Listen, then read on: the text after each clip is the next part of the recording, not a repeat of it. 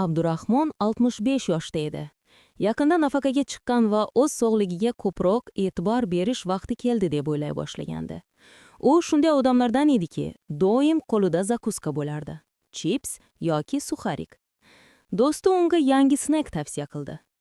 Dukkakli mahsulotdan tayyorlangan pufakchalar. Ular o'simlik asosida, oqsil va tolaga boy edi. Abdurahmon buni ideal zakuska deb o'yladi. Ular juda ta'mli edi va u bilmasdan 3 ta qopni ham yeyib qo'ydi. Bir oz shishib qoldi, lekin bunga e'tibor bermadi. Ertasi kuni Abdurahmon o'zini xumorga o'xshash holatda his qildi. Juda charchagan, boshi og'riqli va ko'ngli aynigan edi. Balki bu hammasini tuzdan deb o'yladi, lekin bu safar boshqacharoq edi. Qornining o'ng tomonida noaniq og'riq paydo bo'ldi. U ko'p suv ichishga harakat qildi, lekin og'riq va ko'ngil aynish kuchayib bordi. Ishtaha butunlay yo'qoldi. Ertasi kuni Abdurahmon juda yomon ahvolda edi. Terisi qimirlab ketayotgandek his qildi, isitma kabi holatga tushdi.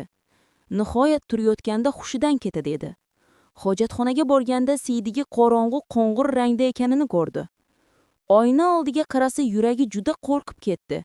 Unga qayta qarayotgan odam oqarib ketgan. Ko'z oqlari sarg'aygan odam edi. Yuragi tez urdi. Shunda Abdurahmon qo'shnisini chaqirdi va uni tez yordamga olib bordi. Kasalxonaga yetib kelganda uni avvalo shoshilinch qabul qismidagi hamshira ko'rib chiqdi. Ular qisqacha suhbat o'tkazib, qon bosimi va ahvolini tekshirishdi. Abdurahmonda isitma, o'ng qovurqa ostida og'riq va ko'zlarda sarg'ayish bor edi. Buni mutlaqo e'tiborsiz qoldirib bo'lmaydi. Shifokorlar Sharko triadasi deb ataladigan xavfli simptomlar kombinatsiyasidan shubhalandi. Bu holat ko'pincha o't yo'llarining kuchli infeksiyasi, o'tkir xolangitdan darak beradi. Abdurahmonda sepsis, ya'ni infeksiyaga organizmning xavfli reaksiyasi bo'lishi mumkin edi. Dastlab shifokorlar uni barqarorlashtirishdi. Tomir orqali suyuqlik va kuchli antibiotiklar berishdi. Bu shoshilinch tibbiy yordamda eng muhim qoida. Avval bemorni barqarorlashtirish, keyin eng xavfli tashxislarni istisno qilish. Abdurahmonga shoshilinch o'zi qilib ko'rishdi. Natijalar unchalik yomon emas edi, o't yo'llari sog'lom, qon tahlillari ham xolangitga mos kelmasdi. Demak, buni chetlatib boshqa sabablarni izlash kerak edi. Qon tahlillarini ko'rib chiqqanda shifokorni bir nechta narsa hayratlantirdi. Abdurahmonda gemoglobin past, ya'ni kamqonlik bor edi. LDH ko'rsatkichi juda yuqori chiqdi. Bu ko'rsatkich to'qimalar zararlanganda va hujayralar parchalanganda ko'tariladi.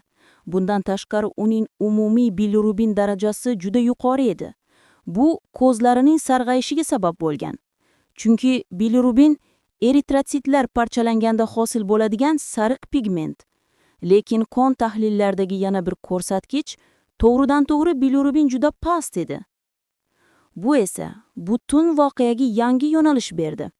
Abdurahmonning qon hujayralari parchalanib, ichidagi gemoglobin qonga chiqib ketmoqda edi. Bu gemoglobin bilirubinga aylanib juda ko'p to'planib ketgan. Jigar esa buncha bilirubinni qayta ishlay olmayotgan edi. Shuning uchun ko'zlari sarg'aydi, terisi oqarib, siydigi qorong'u tusga kirdi. Bu holat o'tkir hemoliz deb ataladi. Endi asosiy savol: nega Abdurahmonning eritrotsitlari parchalanayotgan edi? Shifokorlar sabablarni ikkiga bo'lishdi. Tashqi sabablar, masalan, immun tizim hujum qilishi yoki yurak qopog'ida muammo, va ichki sabablar, qon hujayralari o'zidan zaif bo'lishi, masalan, serpimot hujayrali anemiya. Tahlillar natijasi chiqishi uchun vaqt kerak edi, lekin Abdurahmonning ahvoli tobora yomonlashib borayotgan edi. U qon quyishga muhtoj bo'ldi. Qayta tahlillar yana yomon xabar berdi. Tomir orqali suyuqlik berilishiga qaramay Abdurahmonning buyraklari ishdan chiqa boshladi. Chunki eritrotsitlardan chiqqan erkin gemoglobin buyraklar uchun juda zaharli. Shuning uchun uning siydigi qorong'u tusga turdi. Abdurahmonning buyraklarini saqlab qolishning yagona yo'li hemolizning asl sababini topish edi. Shifokorlar qator tashxislarni istisno qilishdi. Uning trombotsitlari sog'lom, qon quyilish testlari normal, talok ham o'zida yaxshi ko'rindi. Abdurahmon yaqinda safar qilmagan, hayvonlar yoki hasharotlar bilan aloqada bo'lmagan, yangi dorilar ham qabul qilmagan. Nihoyat qon surtmasi natijalari keldi. U yerda chaynalgan yoki pufpaygan qon hujayralari aniqlandi. Bular eritrotsit ichidagi gemoglobin zararlanganda hosil bo'ladi. Shaxmat do'stlariga o'xshash qora nuqtalar, Heinz tanachalari ko'rindi. Bular gemoglobinning shiklantilangan qismi bo'lib, taloqdagi hujayralar eritrotsitdan qismlarni yeb tashlaydi. Natijada hujayra shikastlangan holatda qonga chiqadi. Bu esa shifokorlarni genetik sababga olib keldi.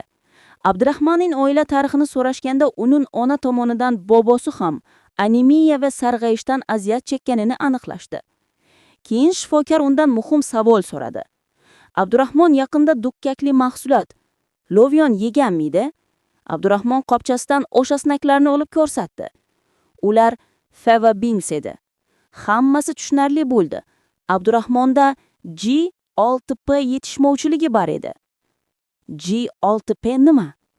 Bu hujayralarni oksidativ stressdan himoya qiladigan muhim ferment.